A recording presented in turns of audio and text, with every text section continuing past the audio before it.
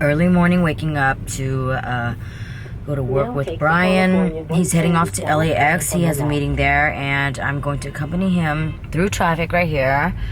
This is LA traffic for you guys. Right now it's about 9:37 a.m. So he's gonna drop me off at the mall or at Home Goods or something just to browse around, just to get out and get some air. I've been cooped up in the apartment for some time. Today I'm waking up pretty shitty. Last night, I think Brian went to sleep around 2 and I didn't sleep until like, I don't know, 6 a.m. 2.5 hours of sleep. Last night before I went to sleep, Brian took off his shirt and I was trying to be cute. I wanted to be just like him. I took off my shirt so I could just sleep in my underwear like him, and I woke up this morning sick. My throat hurts, there's some loogie, and man, I hope that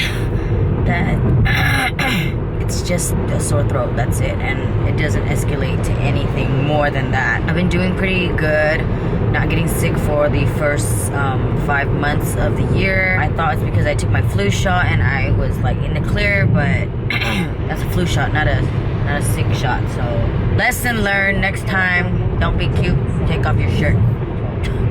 Because my tolerance for air is not very high. That's just my history. Every time I go to Vietnam, it's like, I don't know, 100 and something degrees, but I still wear a coat. So I don't know what I was thinking last night. I mean, ever since pregnancy, I felt like I was a little bit hot, just a little rise in temperature, and so I figured taking off my dress and sleeping in my underwear would be okay, but no. So keep your clothes on.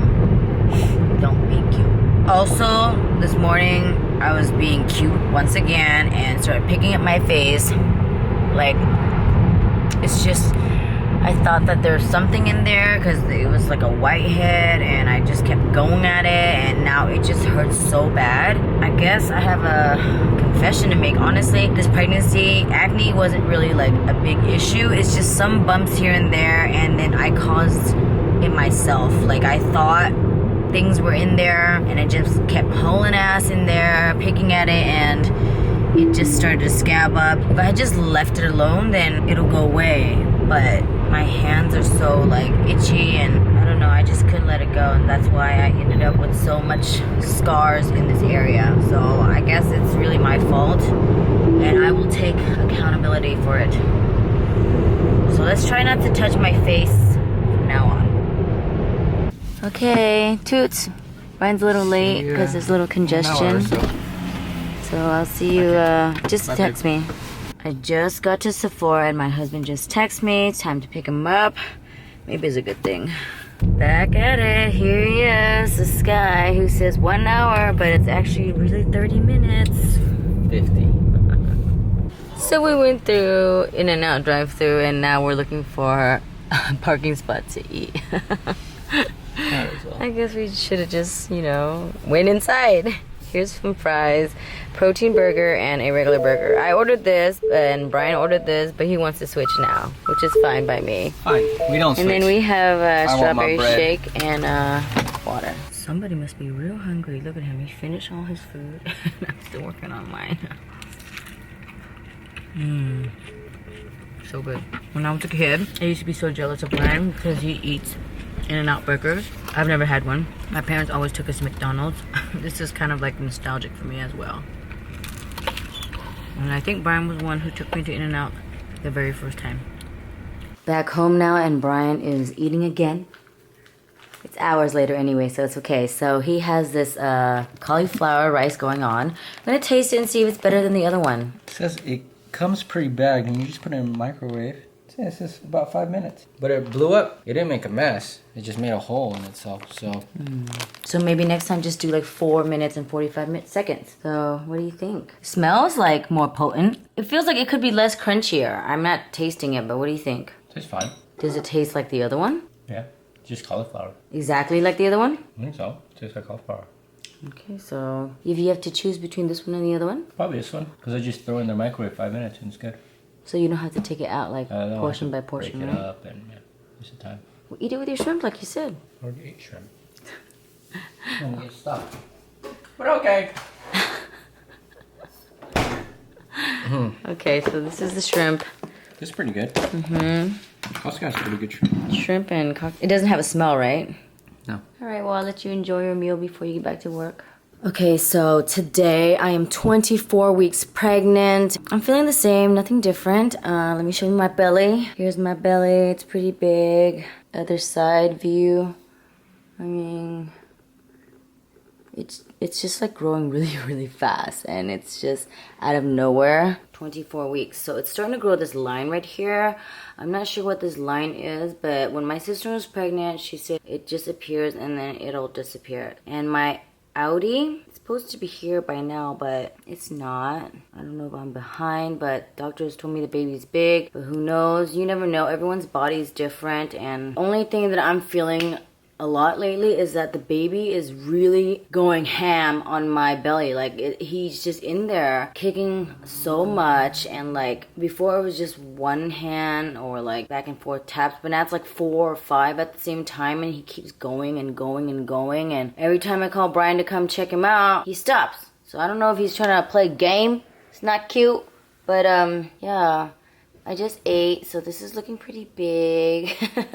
The baby is like kind of like pink and translucent, so he'll start growing his baby fat soon. Right now it's just really bony, and I looked up a picture on the internet to see what the baby looks like at 24 weeks in your belly, because I'm kind of curious, and I found one, and it's like really, really small and kind of like, yeah, like that. So it's kind of pink, like translucent, and very, very skinny. And you can see that this baby is about 10 inches is what the pregnancy app says as well. So this baby was actually premature born, and yeah, I was just kind of shocked to see how small. Anyway, so Pooper Scooper looks like that, but in my belly. People say that babies sleep like 18, 20 hours a day, but this baby has like been up the whole time, all through the night, and it's like really hard to sleep. And what's weird lately is that I've been having dreams of dropping the baby, people accidentally dropping him. If I'm on the airplane like really up high, then plane crashes and baby falls out of my hand and skydives, you know. Oh my god, just like weird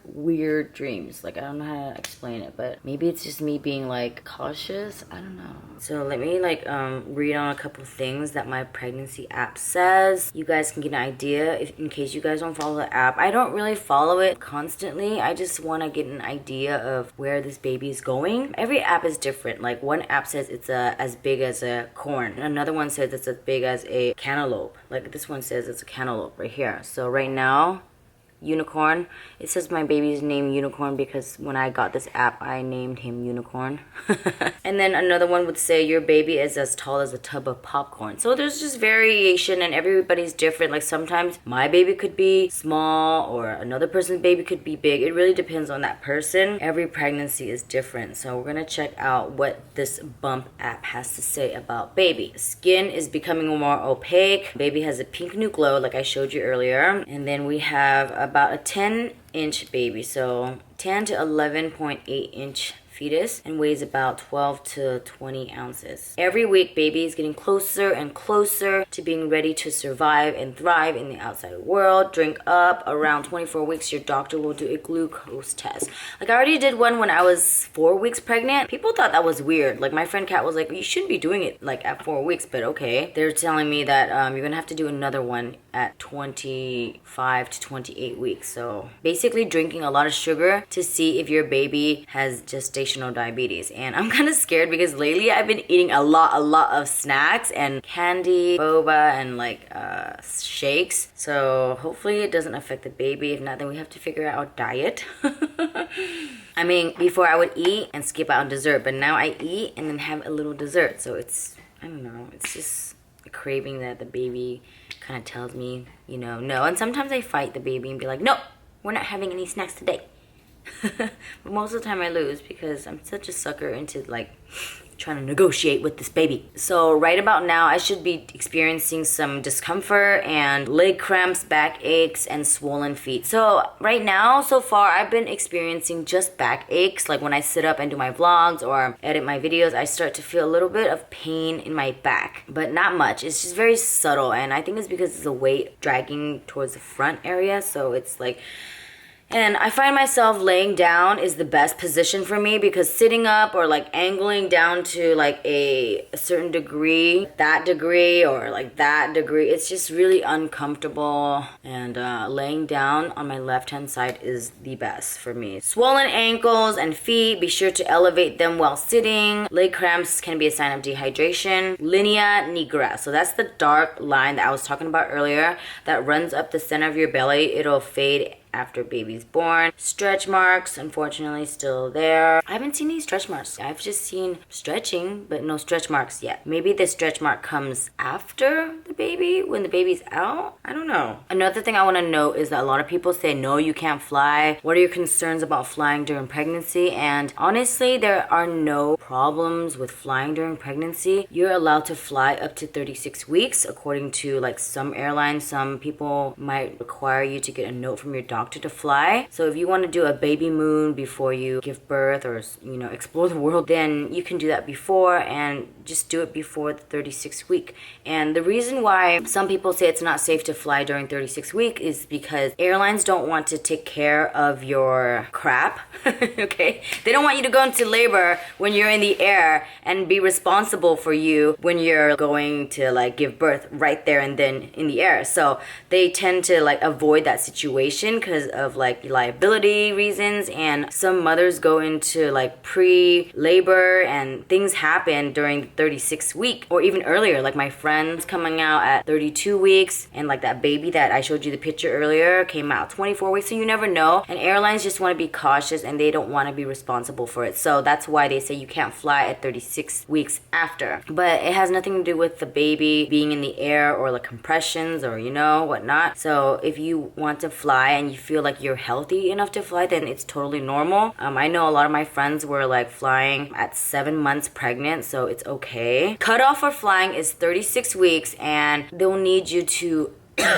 provide a note around 27 to 28 weeks if you do fly.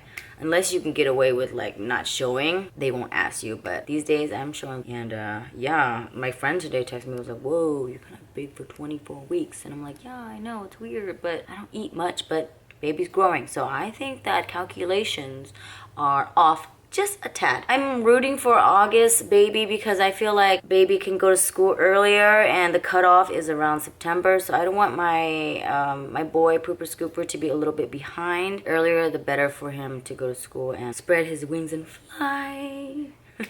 Anyways, one frustration with being pregnant is like everyone around you has an opinion. They want to tell you you should do this, you should do that, and there's just so much like information coming at you. And so sometimes I find myself overwhelmed and I really don't know what to do. Some days I'll eat this and they're like, no, you can't eat that. And then other days I'll eat another thing, and then somebody will text me saying, no, you can't do that. And just today my friend texted me and said I can't have milk, and I'm like, or cow milk. So I'm like, okay, I should be drinking almond milk instead. So it's just a lot of things. Like I just don't know where to go with all this information. The other day my friend Steve said no ong choy. I googled it, it says it's fine. I googled milk, says it's fine. I talked to some doctors, they say it's fine. I don't know, like everyone has all these thoughts, and I want to follow the right ones because I want to make sure that I get a healthy pregnancy and healthy journey, and most importantly healthy baby. But it's like there's so many things that I should not be doing but I've been doing. Like the other day also I kind of felt bad, but I drank some pressed juicery, and apparently fresh squeezed juice is not good either because it's not pasteurized. And even if you try to ask for orange juice at a restaurant, like it freshly squeezed, it's still not good either because there might be listeria and bacteria in the kitchen that might grow. And ham, ham you can't eat at a certain degree. So I'll ask everyone, and I'll be like super anal at restaurants, and I'll ask them, is it like over 160 degrees? They'll get really annoyed with me, and I'm just kind of like, I just want to know, is it cooked? Is it safe for my baby? And they're just like really antsy, and they're like, it's safe, jeez, just eat it. And I'm like, oh, okay, all right. It's just a question, but you know what I mean? Like I'm just trying to be cautious, but people can get really like I guess it's best to like really get your own food, do your own research, and just like go from there. Because if you listen to everyone, then you're really not gonna eat anything. And I mean, sometimes I think making a mistake that can slide. At least you learn from it, and then you just grow from it, and you don't do it again. Everything's a struggle during pregnancy. Whoever said pregnancy was an easy breezy thing, I mean, it's not like it's really hard, but it's more like you're so drained of everything, like emotionally drained and physically, and then you have all these people coming at you, and some people are just like, we can't have kids, and here you are having kids. And I'm like, you know, all these moms coming at you and judgments and a lot of mom shaming, a lot of that. I see where this motherhood thing is going, and how parents are just so like they know it all, and they have a need and tendency to tell you how to run your life and how to run your pregnancy. It's just crazy. Today I was on the phone and browsing the internet, and then I saw this sad story about this girl who was 19 years old, and then she went out to meet up some family, get free clothes and a free stroller, and then she went there, and then they ended up killing her. They choked her with a cord. They put her body in a trash can and started cleaning up, and the baby was cut out of the mom's belly at 9 months, and the baby wasn't breathing. The baby was brain dead in a way, like very limited brain activity, because clearly he wasn't delivered the proper way. These people who wanted her baby had a son that died the year before, and they kind of crazy in the brain, and they wanted to take this lady's baby. It was a sad story because the mom ended up dying, and the baby is brain dead, and the dad is left with this baby, almost like a reminder, and also he's not sure if the baby is going to be okay. But today the baby opened his eyes for the first time, but you know, once again there's brain damage, so that's a lot of stress on someone to deal with, and there's just a lot of crazy people out there, and it's just sad to hear all these stories and just the effect of all these crazy things. Like just a couple months ago, this Uber lady, she was pregnant and she was driving in the middle of the night, and then she picked up a guy and he just like literally stabs her and she dies, and she was like 6 months pregnant. I don't know, just crazy people out there doing crazy things, and it makes me feel scared. Anyways, yeah, so all these stress that is happening, like from other moms, from situations, and people telling you what to do, just so many information. Where am I supposed to go from here? A lot to think about. Very stressful. It's not easy, but it's not hard, but it's more like an emotional journey, a draining journey, and I find myself just mellow and almost like that feeling of just hopeless. But it's not like hard as in like physically hard on me. It's physically exhausting on me to deal with all these surroundings around me and inside of me. Does that make sense? Anyways, so yeah, 24 weeks. We have 60 more weeks to go. I'm kind of excited and nervous at the same time because I don't know what the future holds. Honestly, I'm scared because giving birth through the vagina, that's like some badass shit, okay? I heard that C-section is just not the right way unless it's necessary, so I figured, okay, I'll try my best to deal with vagina labor. And I figure I already have vagina issues. Like, your vagina just like has a mind of its own, you know. You go to the restroom, you pee, it goes everywhere. It's like a sprinkler. You know, if it's stretched a little bit and you pee when you sneeze once in a blue moon, it shouldn't be too bad. Maybe I'll do my exercises down there or get it sewn up. Maybe tip the doctor a little bit, hook it up. Anyways, that's just part of being human, I suppose. It's just life, the circle of life. All right, so I'm gonna quit rambling right now and call it a night. I'll see you guys tomorrow. Brian's still working there, so it's been a very mellow day, and it's been like that for a couple of months now because I mean, I'm just really lifeless in a sense. I hope that I'll get more energy in the future to be able to be there to monitor Brian while he's taking care of our baby 100%. Okay, thanks for watching, guys. Thanks for joining my journey, and if you guys have any advice, constructive feedback, then yes, but I don't really want, you know, any mom shaming stuff. There's just a lot of that, a lot of people comparing themselves to another person only because they want to one up the person. I think I would be more appreciative and accepting to those who actually care. Okay, all right, good night, guys. See you guys tomorrow. Toodles. If you guys are new here, don't forget to like and subscribe. Ding.